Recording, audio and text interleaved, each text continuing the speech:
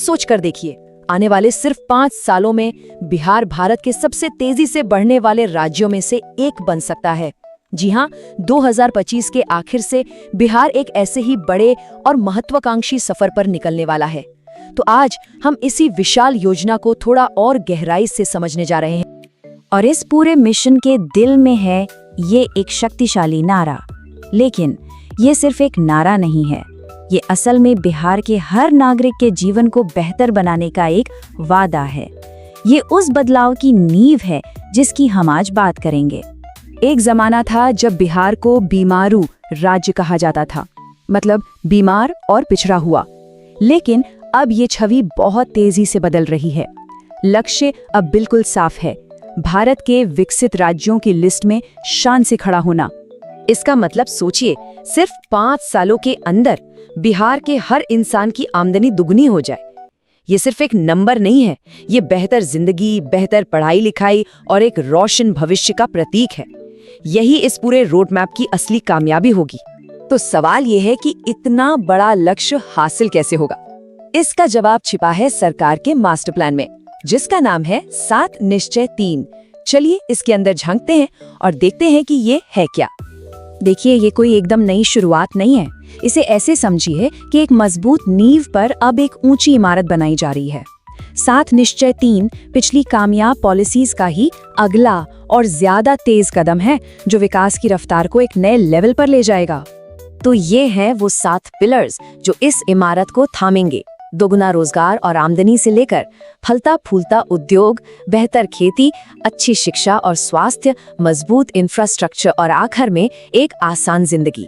हर संकल्प एक दूसरे से जुड़ा है। अब हम इनमें से कुछ खास हिस्सों पर और करीब से नजर डालेंगे। तो सबसे पहले बात करते हैं उन बड़े बदलावों की जो सच में जमीन पर दिखाई दे रहे हैं और बिहार का नक्शा ही बदल रहे हैं। इसमें सबसे चमकदार सितारा है पटना मेट्रो। ये सिर्फ शहर के ट्रैफिक को कम नहीं करेगी, बल्कि लोगों का कीमती समय भी बचाएगी, बिजनेस को स्पीड देगी और पटना को एक सच्चे मॉडर्न शहर के तौर पे स्थापित करेगी। जरा सोचिए, जब पटना कोलकाता एक्सप्रेसवे बन जाएगा तो बिहार के किसान अपनी फसल को सीधे बंदरगाहों तक भेज सकेंगे। ये एक्सप्रेसवे सिर्फ सड़कें नहीं हैं, बल्कि बिहार की तरक्की के वो रास्ते बन रहे हैं जो राज्य को पूरे देश से असल मायनों में जोड़ देंगे। ये जो पुल बन रहे हैं, ये सिर्फ कंक्रीट और स्टील के ढांचे नहीं हैं। ये उत्तर और दक्षिण बिहार को जोड़ रहे हैं, दिलों को जोड़ रहे हैं और एक साथ मिलकर एक मजबूत बिहार बना रहे हैं। सही मायनों में बिहार पुलों का राज्य बनता जा रहा है। अब आते हैं उस सबसे बड़े बदलाव पर जो बिहार के पहचान को हमेशा के लिए बदल सकता है, और वो है आर्थिक क्रांति। 1 करोड़ नए रोजगार। ये नंबर इतना बड़ा है कि ये न सिर्फ राज्य के युवाओं का भविष्य बदल सकता है, बल्कि दशकों से जो पलायन की समस्या है उसे भी जड़ से खत्म करने की ताकत रखता है।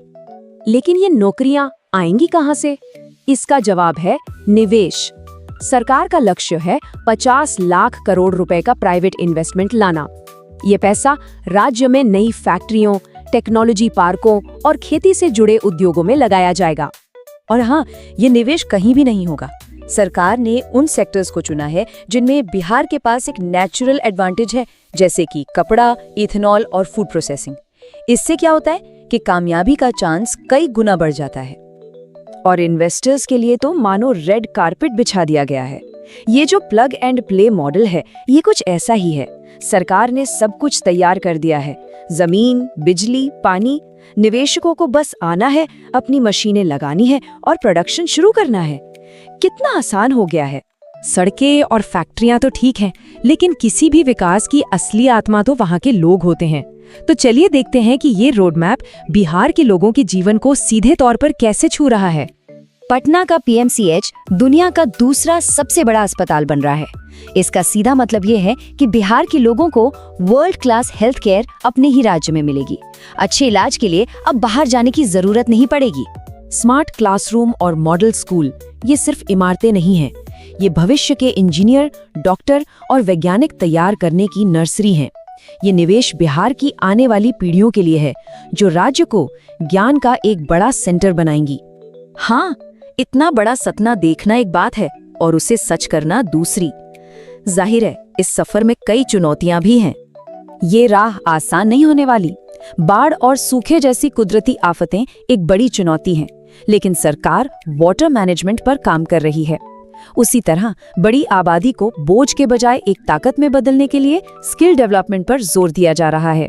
इस पूरी स्ट्रैटेजी को अगर एक शब्द में समझना हो तो वो है त्रिवेणी, यानी 3 पवित्र नदियों का संगम।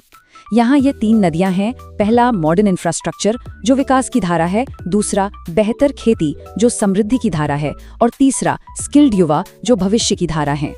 तो सवाल यही उठता है कि क्या ये त्रिवेणी सच में बिहार को भारत के ग्रोथ का एक नया इंजन बना देगी? जवाब चाहे जो भी हो, एक बात तो तय है, बिहार एक बहुत ही रोमांचक सफर पर निकल चुका है और पूरी दुनिया की नजरें उस पर टिकी हैं।